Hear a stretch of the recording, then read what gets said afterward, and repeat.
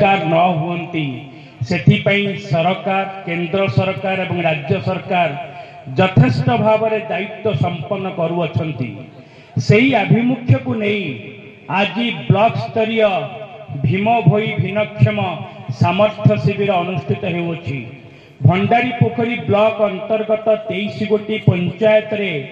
कौन सी दिव्यांग भाई भौणी मानकर ऑनलाइन रजिस्ट्रेशन करा जिबा सहित तांकर जहा असुविधा अछि से असुविधा को साध्य मते संपादन करिवा पई जिल्लापाल निर्देश रे chief district medical officer team Bhandari Pokhari आज एठारे उपस्थित अछंती। आमे पंजीकरण कार्यक्रम सारी सारिलुणु एवं डॉक्टर मानक पाखरे मध्य आमर फिजिकली चैलेंज्ड भाई भौणी माने पहुंचिकी तांकर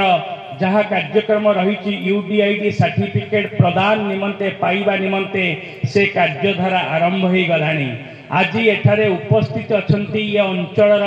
समस्त बुद्धिजीवी